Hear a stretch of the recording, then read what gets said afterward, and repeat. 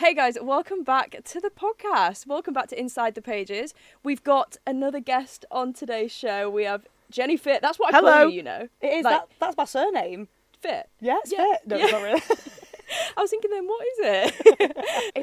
if I'm talking about you or mentioning you, I will say JennyFit. And people are like, oh yeah. I think most people have forgot what my surname is. They just think it's that. It's not even Jenny anymore. Just JennyFit. JennyFit. Yeah. No, but thank you so much for coming on. No worries. And for yapping today. I'll kind of introduce you, I suppose. Or do you want to introduce yourself? Yeah, I can introduce myself. So I'm Jenny, a running content creator and I guess founder of Runners and Stunners, which is a female-only running community. Amazing. Yeah, that's a good introduction. Yeah, no, I get really awkward when I'm like introducing myself. Yeah, I'm Jenny. I make running videos.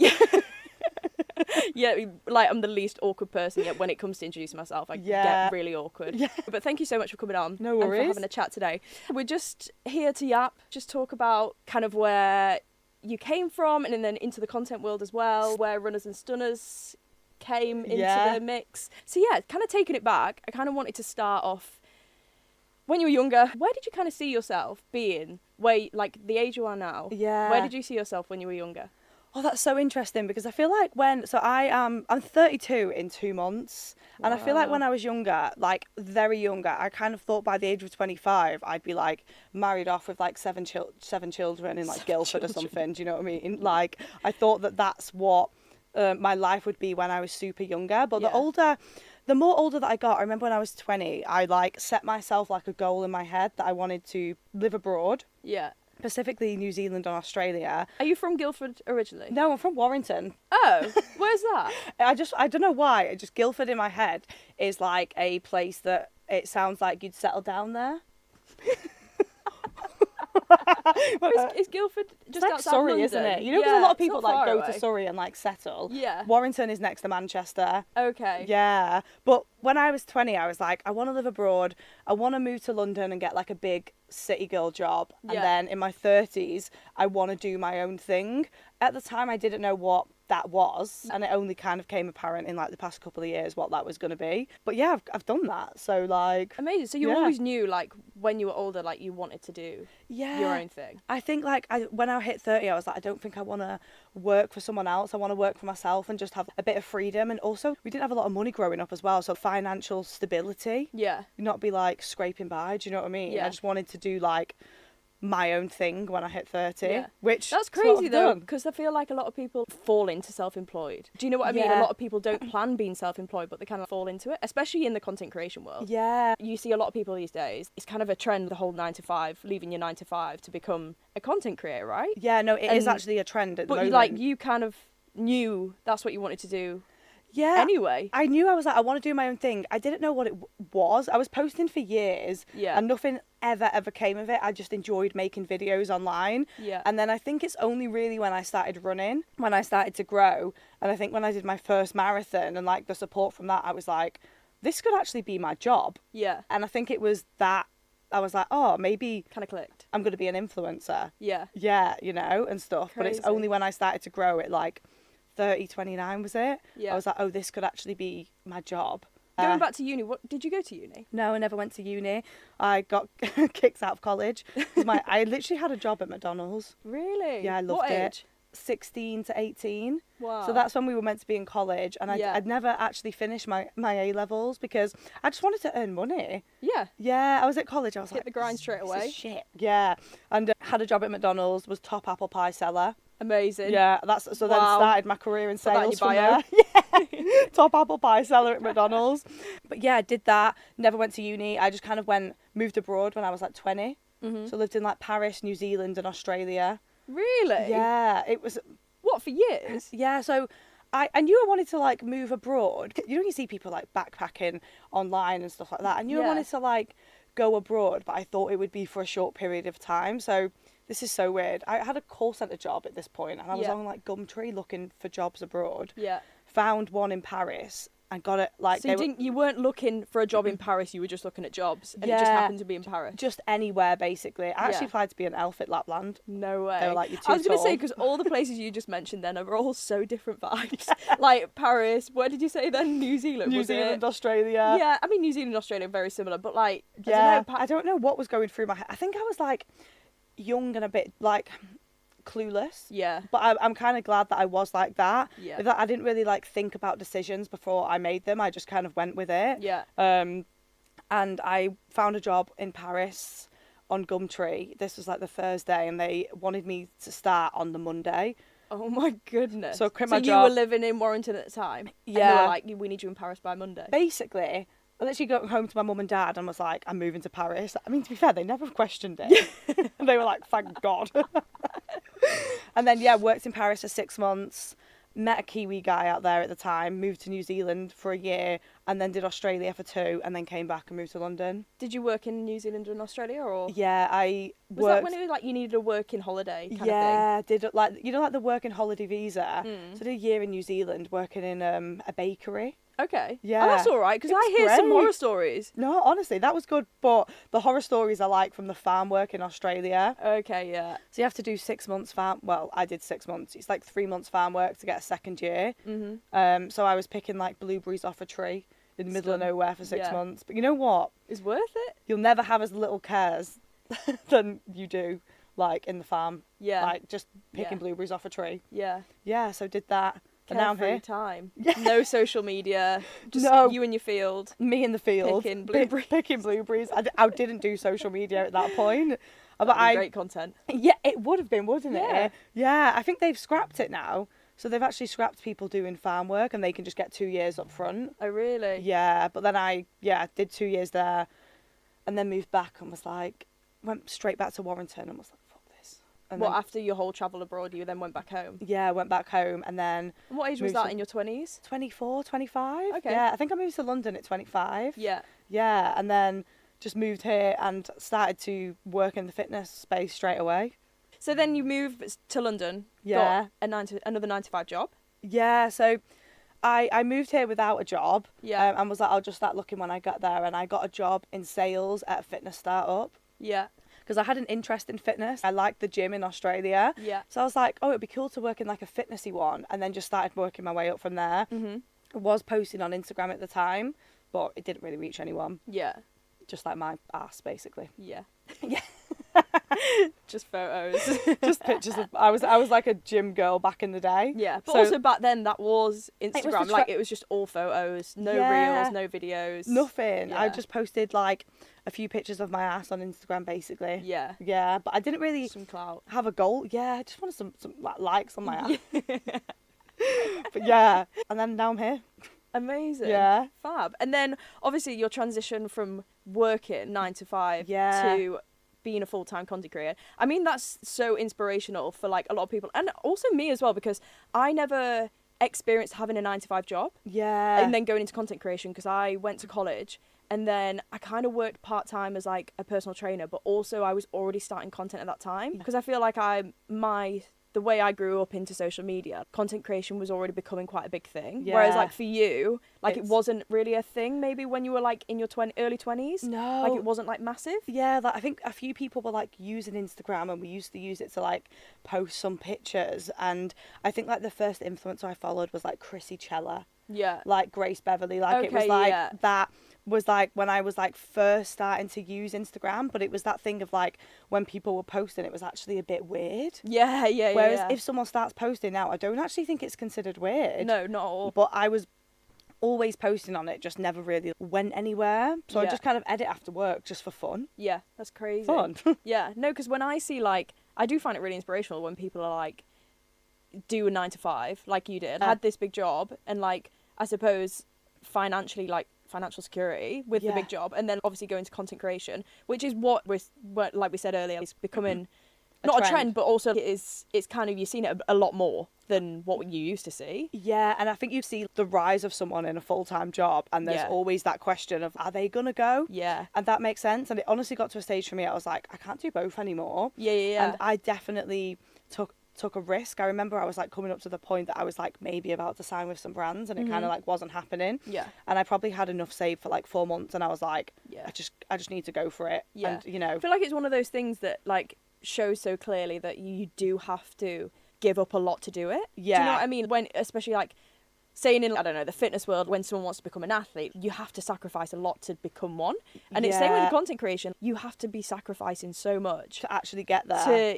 To get there. And you do, if you want to take it full time, you can't work for someone else and work for yourself if you want to seriously. Yeah, I know it's funny now because like people make jokes to me as if I'm not doing anything or, you know, and stuff like that. I think there's that common, not a theory, but people think that about creators, right? Yeah, and we're just like sat on our asses all day. Sat on their asses. Yeah. And I think in the build up to me leaving as well, I think it would have been like 2.5. I remember I think I posted every day for 2.5 years. Yeah. Until like the dedication. That. Yeah, and I would just finish full-time work job now, and I don't think I do. Honestly, I've kind of like laid back. I'm like, nothing's going to happen if you don't post, it's fine. Yeah. But it was at the start of like 2023. I'm going to really try harder. Yeah. And I would edit every single day after work. And I kind of sacrificed a lot of time to do that. I prioritised it over everything. Yeah. And when I started to grow, I would go into like phone booths at work and just start editing content. And it was always and at it the top starts of my head. interfering with the work, and you're like, I can't work for someone else because they're going to notice that I'm not putting the work in for them now. Yeah. And going off and, I don't know, sneaking off to the toilet to edit your video. I was literally in a phone booth at work, someone's knock on and I'm like CapCut, like very important email. Yeah, and like I've worked with influencers as well in my old job, so I think they, like, a lot of people in my old job inspired me to crack on with it. Yeah. You see the opportunities that comes up with content creation and people doing that. I was inspired by a lot of people in my old job to just I was sat behind it like, why am I sat on this side of things? Yeah, and I saw a lot of people just being themselves and making a living off it. I was like, I can do that. Yeah. Do you know what I mean? But have you heard of the 4 burners theory? No. I love it. It's basically a theory that it's like, if you think of your this life, podcast wouldn't be like inspirational or nothing will come from it, but viral look content. at JennyFit's spitting out theories. I love the 4 burners. I've made a few videos on it before. It's basically, if you have your life as like an oven with 4 burners, it's like family, friends, work, fitness, or like health or something. Yeah. And it's basically, you can't have all of them at once. And if you want to be successful, you've got to cut one. Yeah. If you want to be really successful, you cut out 2. And I definitely see that time as I just didn't really have a social life. Yeah. And I was just editing all the time. Yeah. But I feel like it was kind of needed. Yeah. Yeah. Definitely. No, I agree. You do have to. That theory. You have to sacrifice. You do have to sacrifice. 100%. It's like you with your Iron Man, right? Yeah. Oh my God, I sacrificed so much. Yeah, that would have been like training for something like that. Yeah. Oh my God, I can't even think about it in my head. Yeah. You must have put everything into that for 10 months. It's weird because like also looking back on like times like that. Yeah. Like me looking back on the Iron Man is probably the same as you looking back on, I don't know, when you started like creating content and stuff. I actually gave up so much for that goal, but when you're in that moment you actually don't realise. It's I think it's important every now and then to give yourself a pat on the back. Yeah. Is that like, 100%. You're like, I've actually done it. I did that. Yeah. Yeah, no, I don't do that a lot. I should.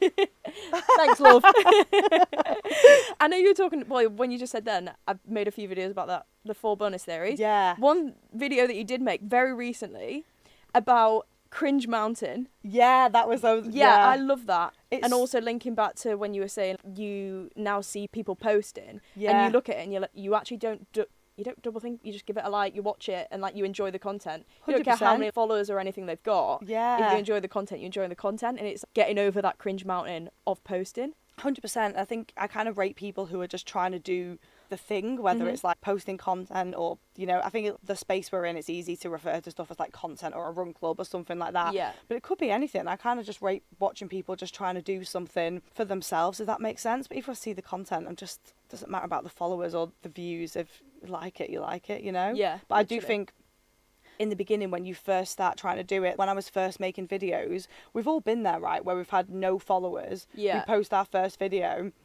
and just hope that something comes from it and people find you cringe. Yeah. And I feel like every single person who's doing something cool now has probably had to climb over the mountain. Yeah, 100%. Do you know? Even when I was the first in my old job, when I was really trying at the start of 2023, I did this series called like Just Show Up. Yeah.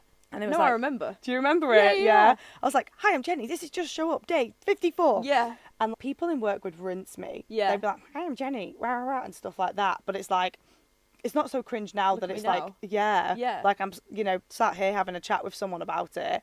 But at the time, I just think you have to just not listen to any of those people and just get over your keep climbing over the mountain. Yeah. No, I know, literally. I definitely felt that, to be honest. Like, when I start posting content, I never personally heard anyone talk about it. And I think that's just because I kind of grew up with social media becoming more of a thing, and a lot of people were doing it at the time.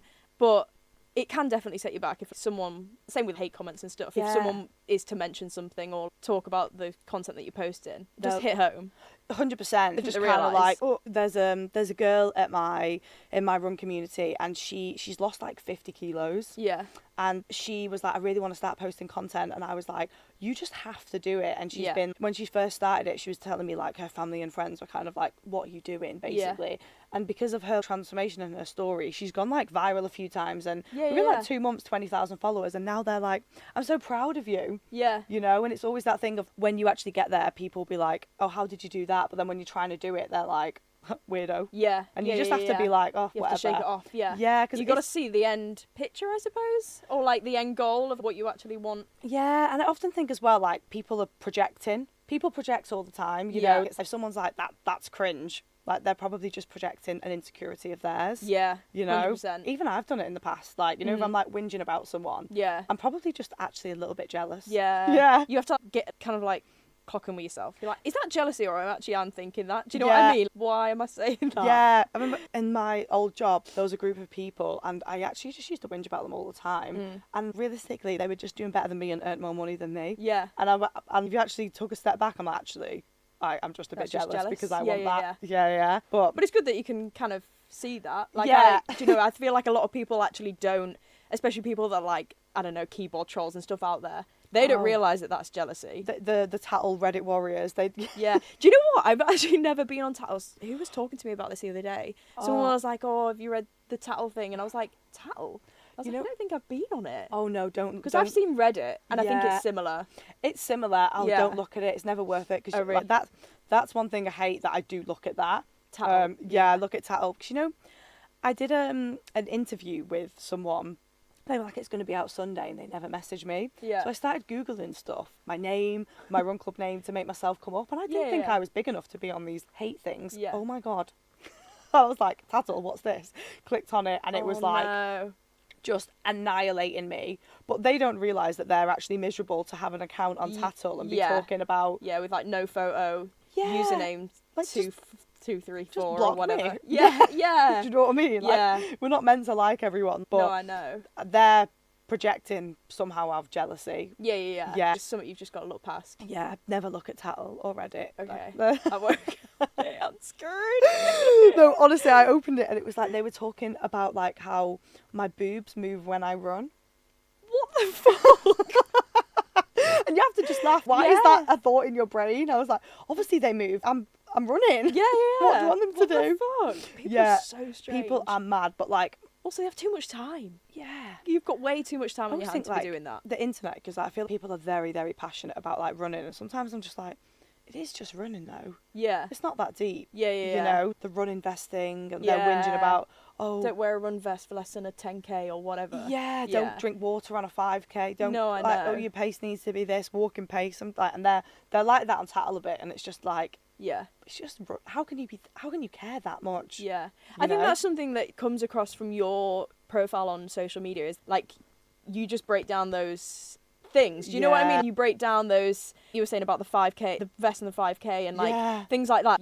When I come across your page, when I think of you, it makes me think of you breaking those stigmas, or do you know what I mean? No, do what the fuck you want. Yeah, because I just think like it's not that deep, and I think as well a lot of the internet, a lot of people that are watching don't actually work 9 to 5s, or they have kids and stuff like that. And I think running just isn't that deep. Like, if you want to wear a vest, even if I saw you running down the street in a vest, I don't know if you've ran a marathon or if you've ran 2k. Yeah, literally. And I saw a girl on TikTok yesterday saying she doesn't post about her running journey anymore because of what people would. She was like, "Why?" Someone was like, "Why are you drinking water on a 5k?" On my first 5k, I was on the floor. Yeah, I was going to say, I don't think I ran a 5k straight away. Yeah, I was like, probably ran like a 2k. People probably need it, but also it's like, people should just do what they want. It's their journey, you know. And I'm just like, it's just not that deep. No, it's not. Yeah, you know. It's just... Why's the rules? Yeah. Who's made these rules? I don't know. I did this video, it did really well for me, that was like, because people always say like 7:30 per kilometre is walking pace. Yeah. So I did a video where I was trying to walk at that pace. I looked absolutely ridiculous. Yeah. And I'm still not getting anywhere close to 7:30. But even if you are, that is someone's walking pace. It's like, cool. Yeah. We're all different. It's not that deep. Do you know what I mean? It really isn't that deep. Yeah, it's like our pace, your easy pace is probably like 3 minutes faster than mine, maybe. What's your easy pace? 7:30, I would say. I'd say like a 5:15, 5:20. Yeah, and it's just like we're all like different. It doesn't matter. Your pace is your pace, you know? Yeah. It's just not that deep. Yeah, I don't think it's that deep at all. No. And I don't call myself an athlete. You're an athlete to me. I think I run quite fast. Yeah. But also I don't look at slow runners and think anything bad at all. Do you know what I mean? Like, I don't have anything deep to say about a slow runner. 100% as well. And I think that's just like the signs of like also a good coach as well, right? You know, sometimes I get trolled by coaches. By coaches? Yeah, I'm like, oh, come on now. God forbid, I wouldn't sign up for their coaching program. Someone could be paying you that's running at a slower pace, but yeah, it's just not that deep. It isn't that deep. No. Not at all. And when you started posting content, like, how did you get into the running side of things? Like, did you start posting content about running straight away? Because I don't think you did you? No, it was always like a gym girl stuff, and then I kind of went on to a bit of like food freedom content. I really half-assed that though. Yeah. And then in lockdown, I was just posting just odd stuff, just like memes basically. Yeah. And just seeing what'll do well. Yeah. Finding your niche. I think I just lost my head in lockdown. Wasn't training. Yeah. I was just like, oh, let's just post anything. I feel like we've all had that time though, where we just need to find the community that we fit in. Yeah, 100%. Do you know what I mean? And I started CrossFit, and I did really like CrossFit, but I found it a bit intense. You did? I remember your CrossFit videos. Yeah, it was CrossFit for ages. Yeah. And then I was the same with CrossFit than I am running. Like, it's, you know. Yeah. A lot of people at my gym, no hate to them, love you. But like, do burpees faster. Yeah. You know, and it's just a bit like, oh, like, I can't, basically. Yeah. And I remember there was a week, and I was like, I really just want to commit to something. Mm-hmm. I don't know what that is, but I'm either going to start running or I'm going to get a CrossFit coach. I actually inquired with a CrossFit coach. Oh, really? And they took 4 days to reply to me. Within that 4 days, I'd gone on a 3K run and signed up to a 50K ultra. That is extreme. Yeah, no, it's actually, you know, looking back, I'm actually, that's ridiculous. And then I was like, right, I've signed up for an ultra now. Right? I'm a runner, basically. And I trained for that the whole summer of 2023, and that's where the running content started. And I think I got in as well. I started running just at this moment before running exploded on social media. I think there's hard work, but there was also an element of luck there. Yeah. As in that I think I just started in this moment. And that summer I posted all about my running journey it was essentially couched up 50K. Couched to 50K. I would describe it as, and that's where like the run club started as well. Yeah, was like during that summer. Yeah, crazy. And then you just fell into it, and then like Runners and Stunners. Yeah, the run club. Yeah, that is like one of the most successful run clubs in London. Yeah, as far as I'm aware, it's the biggest female in London. We've nearly got 10K members just in London now, which is crazy. That is insane. I know, and like I always think about if I didn't run that 3K one day, like what if that CrossFit coach replied the day after? Yeah, where would you be? 100%. Would you be at the CrossFit Games now? Probably. Tia Claire Toomey, watch out. So I started that like in the summer of 2023 because I love the community aspect that CrossFit give. You know me, I'm not an extrovert. Like I love being around people. Yeah. And I was going to like loads of run clubs during the summer, and I was like, what's actually wrong with me? I was always lost, left behind, gasping for my life. I was going to say, was that because like the pace they were running at? Yeah, it was the pace they were running at. But at the time when I first started running, I didn't really understand pace. Yeah. I was this is just what I'm just going out and trying. A lot of people that start running as well, like, don't have a watch, don't have Strava. It's literally like the pace is nothing. They'll just go. They'll be like saying, I don't know, I'll run down to the park, run round and back. Yeah. And that was it. No one tracked anything. No, and now it's like really put in your face, right? Yeah. I followed 2 mates on Strava and 1 running influencer. Yeah.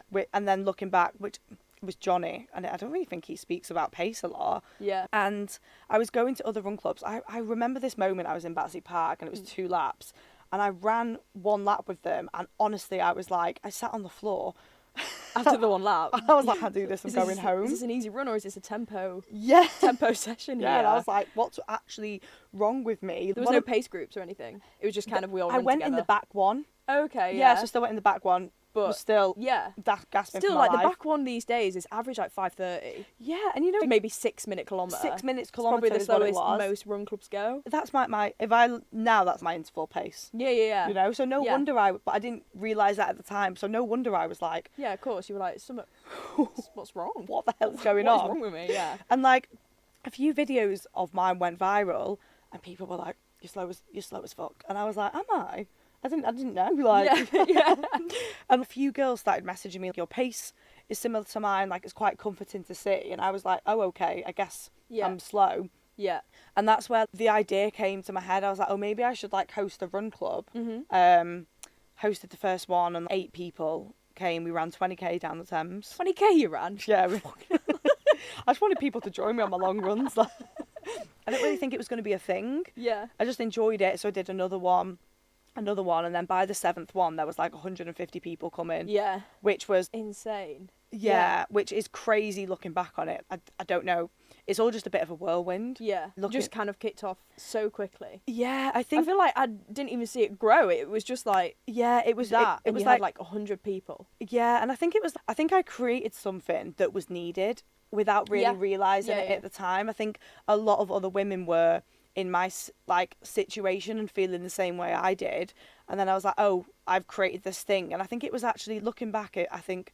There's a gap in the market. Yeah. Yeah, there's people out there trying to think of a gap in the market every day. Yeah. And you're just like, I don't know, I'll create a run club. I was just like, anyone fancy a run? Yeah. And I always remember the day after I posted on my story about the run club, I posted like a WhatsApp group. There was like 25 people in the WhatsApp group. I've got a story of me like dancing around my living room because I couldn't believe it. Yeah. I was like, 25 people have joined my WhatsApp group? Yeah. I'm sick. Yeah. Do you know what I mean? I've made it in life.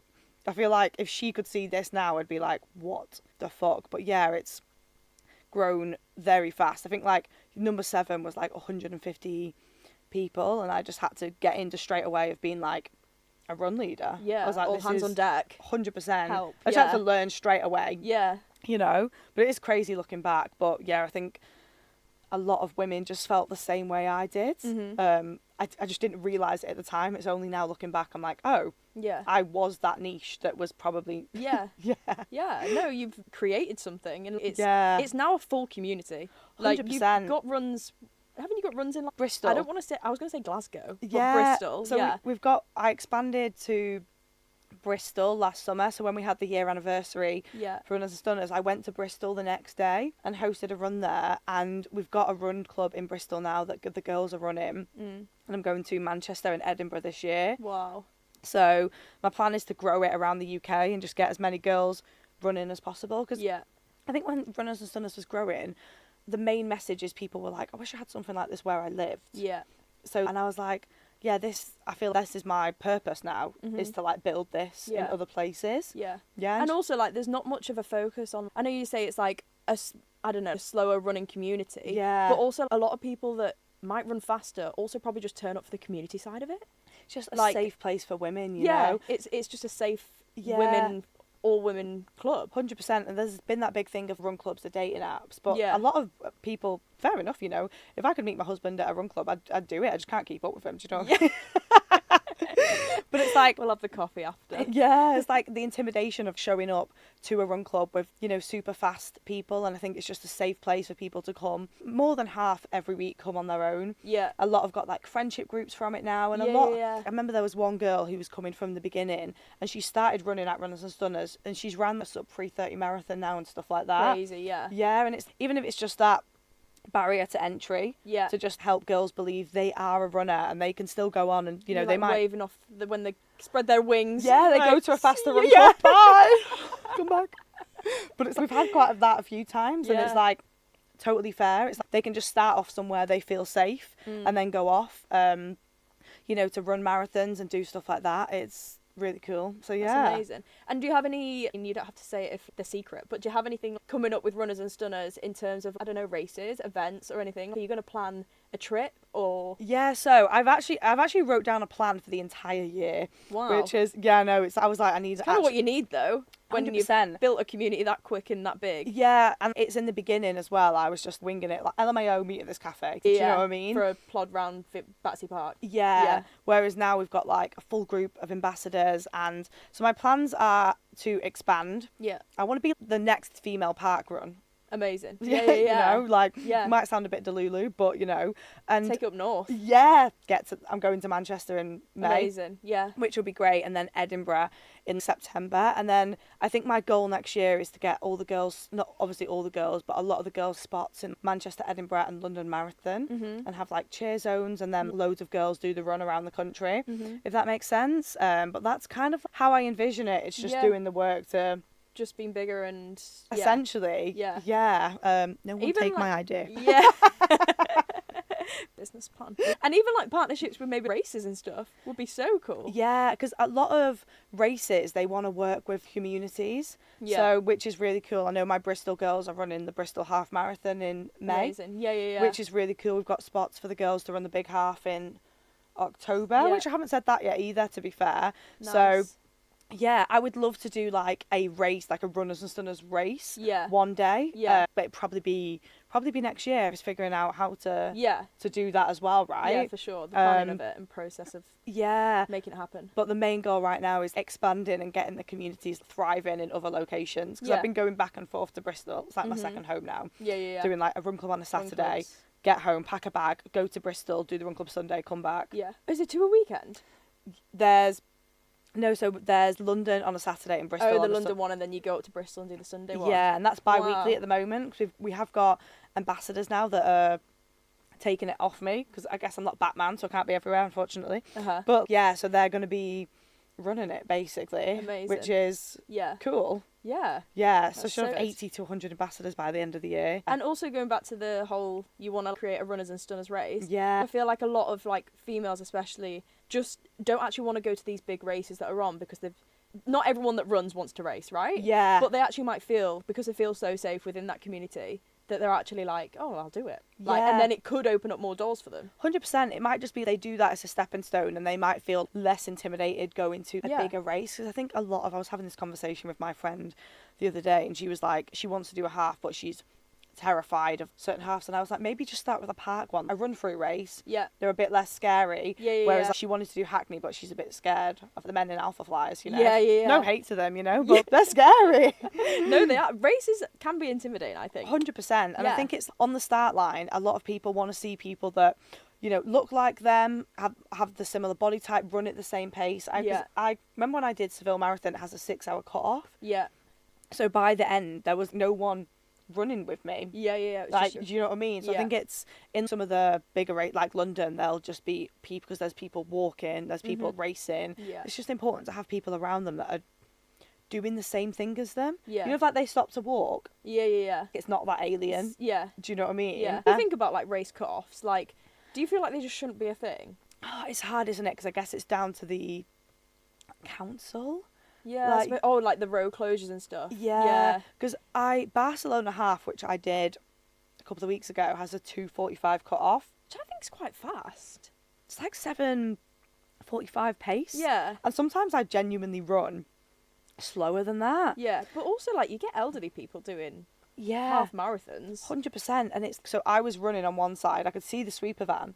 So there's like a van. I'd have sat down and let it sweep me up. Sweep me to the front. But that gets you. You're sweep fucked, me to the line. You know. But there's a sweeper van that comes down. That's when it feels like a race. Yeah, especially for the people. If you're giving it your all and you're next to the sweeper van, you're gonna feel terrible. Do you know what I mean? And stuff. But even for me, I was like, Barcelona half is quite risky. I did 2:42. Amazing. So quite a risky business. And my friend did one in Alicante the same day, 2:30 cut off. That is fast. I think that is fast for a cut off. Fast. Yeah. But I think it maybe should be made more clearer when people are signing up. So, you know, it's like if I paid to do Alicante half and it wasn't clear there was a 2:30 cut off, I'd actually get there and be like, oh, I'm getting swept, getting PB or I'm getting swept up. Yeah, yeah, yeah. Do you know what I mean? Yeah. But I get, that's why I think it's obviously harder to get in the majors, but like London and New York, they don't have a cut-off. Okay, yeah. They just wait till the Oh, last person really? crosses. Yeah. And there's like a big party for the last person. Nice. Yeah, which nearly was me in New York last year, Christ. Get your money's worth. That's it. The longer you're out there, the more you get, like, the Yeah. more you get for your money. Do you know what I mean? Yeah. But yeah, I get it through like councils and stuff like that, but it probably is so discouraging. Some are like quite fine. Yeah. 230. 230. Is quite...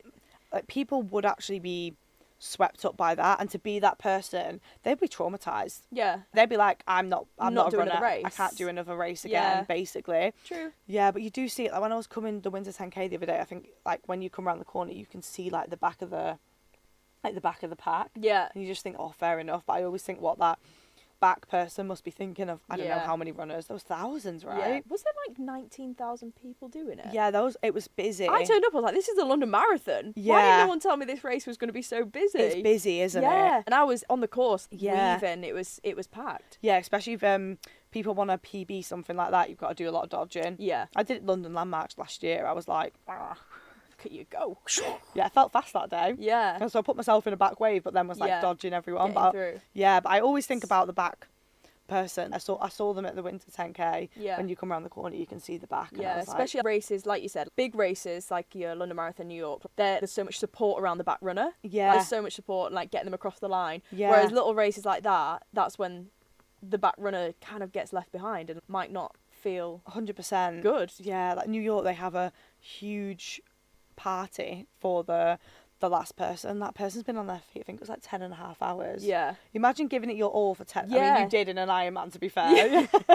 I'm like, can you imagine giving it your all for 10 hours? You're like, actually, I've done that. But like, Felt so ill after doing that. oh my God, I can't even imagine it. But yeah, that person's give it their all for Yeah. a lot, which is cool. Yeah, yeah, yeah. Yeah, you just got to And they've hope still they're run a still marathon proud. at the end of the day. Yeah, Like, you cross the you've line, you still get the same medal. Yeah. And that's what's cool about marathons, right? They still get the same medal as the person who won. Yeah. Yeah. We've both done the same race. 100%. Seen the same sites. Yeah. For No, sure. it's cool. As if. And also your first race was you mentioned briefly, it was a 50k, which is insane. Yeah. What race was that? Was it I did on the Thames Path Thames one? Path Ultra. Yeah. Which is the whole thing was Putney to Henley, like 100k, and I did half of it. Okay. Landed on the hottest day of the year. Yeah. So it was awful. Like the heat was like, it was just crazy Yeah. day. I like training in England, like we're not used to that heat. Yeah, I at thought I all. was going to do it in like 6. I did it in like, I think it was like 8. Mm. My friends were at the finish line because it was so hot I was walking. Yeah. I just rang them like, you're actually going to be there for a few more hours, go to the pub. Yeah, Do you know? yeah. Yeah, you know, but that was quite a cool one. I feel like ultras are a bit more chill. Yeah. Like it doesn't matter if you're So it was actually kind of nice for it to be your first race. Yeah. Popular, unpopular opinion, I think a 50k ultra is easier than a marathon. Yeah. I feel like there's not much pressure. There's not as much pressure on it. Yeah. For sure. Whereas you cross the start line at a marathon and you're in it. Yeah. You're like locked in. Yeah, yeah, Whereas yeah. an ultra, like at 27k, I was sat down in a tent having a cup of tea with an elderly couple. Yeah. Do you know what I mean? I feel like I saw an Instagram of yours and you were like having a Diet Coke at like a, I don't know, at a pub, were you? Oh my, yeah. Do you remember? Yeah. That's so, because it was so hot and I Yeah. was like, I could actually pass But out. imagine that during the London Marathon. Yeah. Like just stopping. Just go off the course. Yeah. And I walked into this pub. This must have been at like 30k, and I was so hot. Yeah. And I walked into this pub and just ordered a Diet Coke, and they were just like, "You didn't think it'd be easy, did you?" Yeah. I was like, "Sure." But I will finish it. Yeah, I just needed to sit in the shade because Yeah. the path as well, there was barely any shade, so it was Yeah. just a nightmare. But yeah, you couldn't do that in a marathon. Take yourself off the course and go to a pub. Yeah. My friends were actually in. 2 of them surprised me. They were in that pub as well. So they were sat amazing, in the. yeah. They were sat in the beer garden, like waiting for me to go past, and they had me on the tracker. And they zoomed in. They were like, "Seems like she's inside the pub. What's she doing?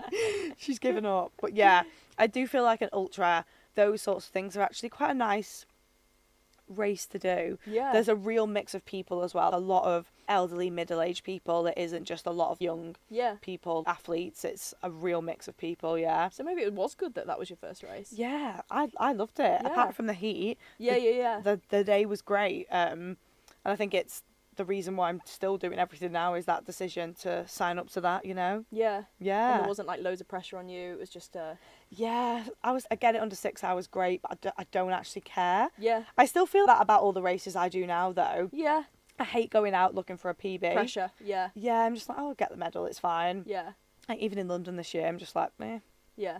As It's long an as I don't- experience as well. All races are just experiences. Yeah, especially in London, I just want to hug everyone I know and just not have a repeat of New York.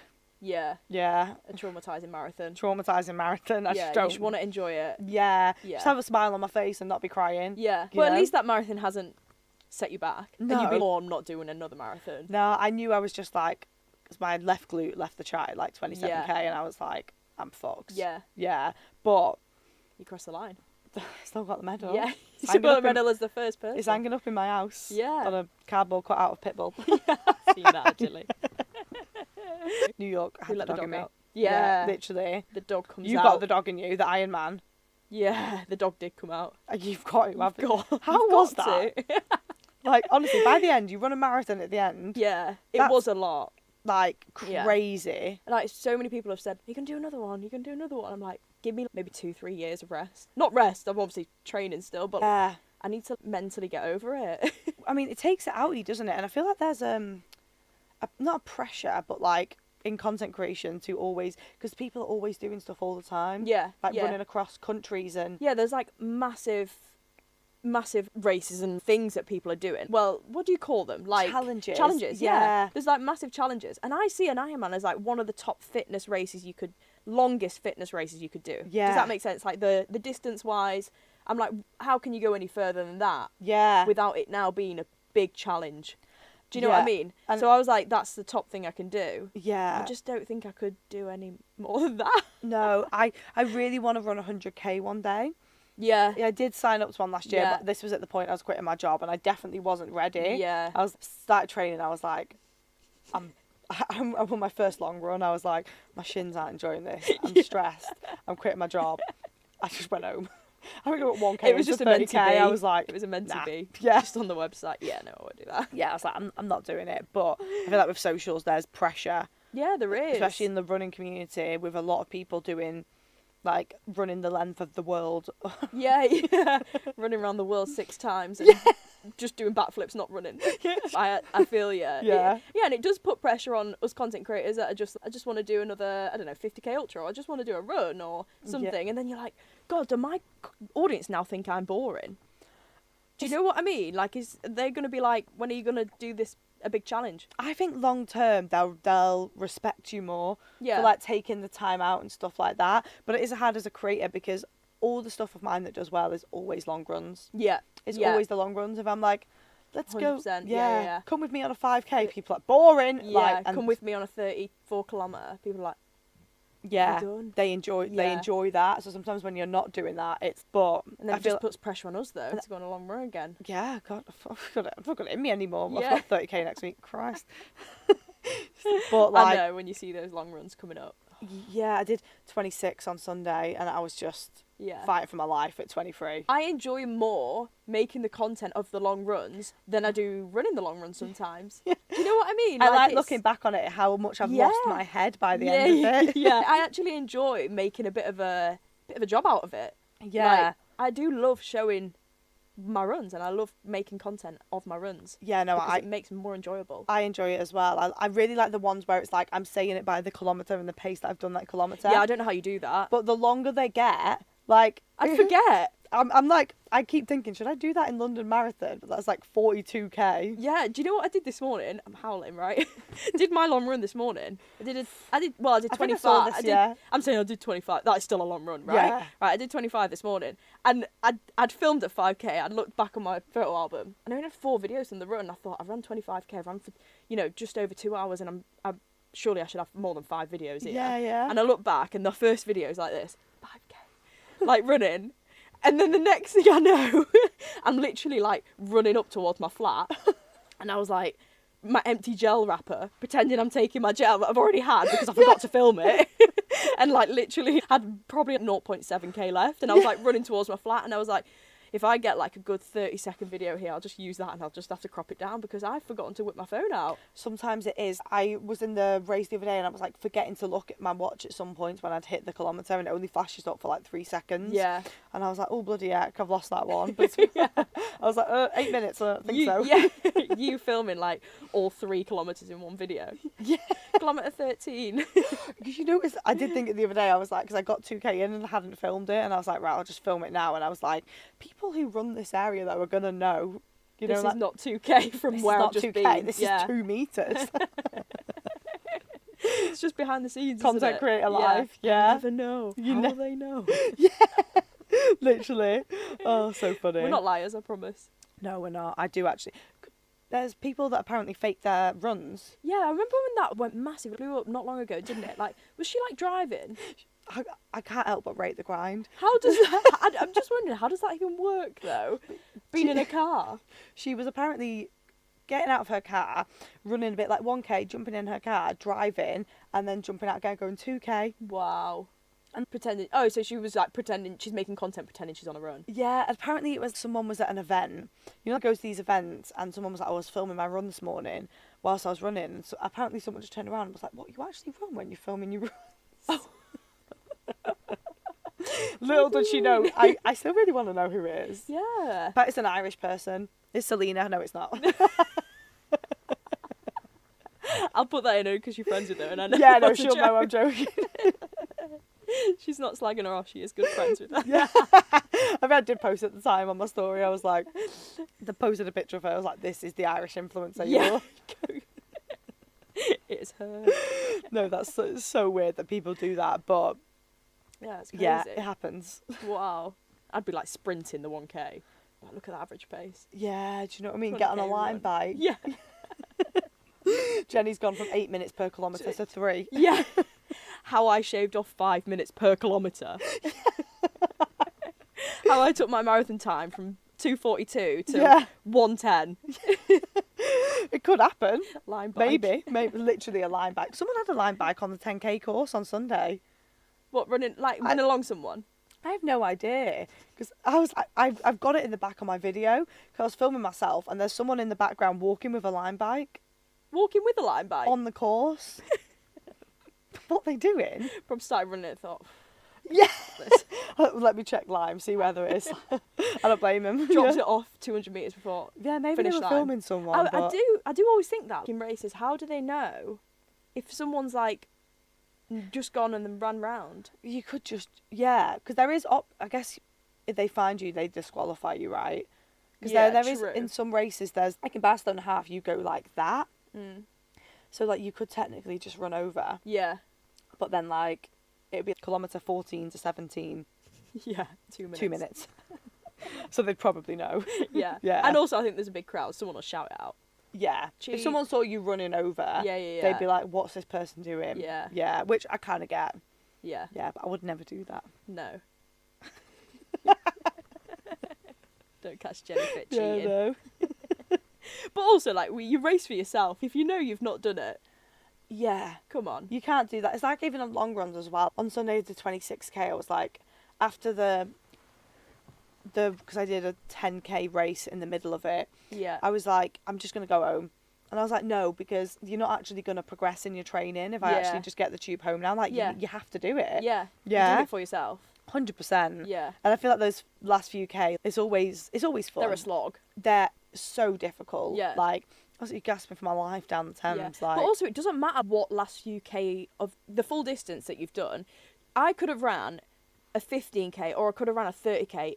It doesn't matter, like, those last 2 or 3 kilometres of any distance is hard. 100%. Which is crazy. It is. It's a mindset thing. Must be. And I think as well, the more, because I've got a friend at the moment, she's just ran her first 10k, and she's like, I don't know how you do 12. And I'm like, honestly, you kind of just, if you go out and say I'm running 12k today, it's in your head, it's 10k, you'll start struggling, you know? Mindset's everything when it comes to it, though. Because, like, if you tell yourself you're not going on that run today, you don't want to do it. Yeah. If you're like, oh, maybe I should just do it today instead of tomorrow, there's no way you're getting out and doing it. I know, I'm quite bad at that. I'm like, oh, I'll go to the gym then. Yeah. Oh, I'll do it then, and stuff like that. But you just have to get out. That's why I rate you, because you just seem to get up and get the training done. Yeah, don't think about it. That's what I'm You've like. got to. I think, honestly, you need to remove the thought process of, I gave advice of like, your long run on a Sunday, you need to actually not think about what you're doing. Wake up, have everything laid out, have your breakfast ready, and just get out before you even start to think about what's about to happen. Yeah, I said this to Danny, actually. He's in his first marathon block ever. He's doing his first marathon, and his runs are like 25k at the minute. Yeah. And he was like, I'm so bored. I'm so bored of my runs. I hate them. I've got 27k next. And I was like, if you're already in that mindset about that 27k, it's not going to go well. No. You have to. I said, once you train for a marathon, I feel like it then doesn't start to take over your life for the next one that you do. Yeah. So you just block in your long run and you just do it. It's interesting that, because I remember like when I first did the ultra and Seville, it was my entire personality. Yeah. And I was like, no, everything is centered around this. But now it's almost part of my routine to wake up on a Sunday and suffer. Yeah. Yeah. You don't think about it at all. No, I think once you get the first big thing out the way, then it becomes naturally part of your which like, is weird. It is weird. Yeah. I'm like, I'm running 30k's next week. Yeah. And that's just what I'm expecting to. I think that first training block of any race is always going to be the hardest. Yeah, it's because you're going from, when I did the ultra, I was literally going from 0 to nothing. So everything was progression. It was like, oh, you're running for 3 hours today. Yeah. I remember I had this 2-hour run, Yeah. like scheduled into my training plan. And I was like, what the fuck? I thought it was crazy that I was going to do that. Yeah. And now it's a regular occurrence. That Yeah, I you can do run probably every week now. Yeah. For the next training block. Do you know what I mean? 100%. I think sometimes we need to remember that as well. Yeah. There's videos on my phone of my first 5k, my first 10k, etc. And it's like, I remember in those moments I was like, I've just ran 10k. Yeah. Now I lead groups of women 10k every weekend. Yeah. Which is like so weird to think. Yeah. Another pat on the back moment. Yeah. Yeah. Just picking myself up here. Yeah. Amazing. Fab. We could yap all day, to be honest. Yeah. We could. But I was going to wrap up the podcast. Yeah. And there's a question that I was going to wrap it up with. Like, what would you tell? One thing you tell your younger self. Advice. It can be anything. Learn how to be more present in the moment. So one thing I really struggle with is being present. I think throughout my life, I've always chased the next thing. Yeah. I've always chased the next big thing. Whereas, true. You know that, I don't know if it's a quote or whatever, but it's, you're living in, I don't know what the word is, what you dreamed for right now. Yeah. Like 2 years ago, I wanted this so much. Again, I'd give yourself on the pat on the back moment. Yeah. You need to remember how far you've come. 100%. And it's even, you don't need your 20s figured out either. I think there's a big thing on social media with that of, oh my God, I'm 22 and I don't know what I'm doing. I'm like, honestly, just go pub. Yeah. You say go to the pub? Yeah. But I would teach myself how to be more present in the moment. Yeah. That's what I would give myself advice. Just that's learn good how advice. to do that. Yeah, that's really good advice. Especially now, like 32, I'm like, oh, I've done what I wanted. Yeah. But I was always chasing. Even now, I'm like, what's next? Runners and Stunners Yeah. expansion, woo, and stuff like that. Whereas actually, you've got what you wanted. Just take a second. Yeah. I mean, it is good to chase that next thing. Like, it is good to set goals and Yeah. stuff. But also, don't forget of like where you are currently. Enjoy it now. 100%. It's like 2 years ago, I was like, I want this, and I've got it. Yeah. And now it's, okay, what's next? But it's just learning to be present in the moment more. Yeah. Love that. And what a great way to end the podcast. Good. Yeah, that was really good advice. Yeah. Well, thank you so much for coming on today. No worries. And yapping. Like I said, we could literally yap all day. But yeah, thank you guys so much for watching and coming along to the podcast. Thank you.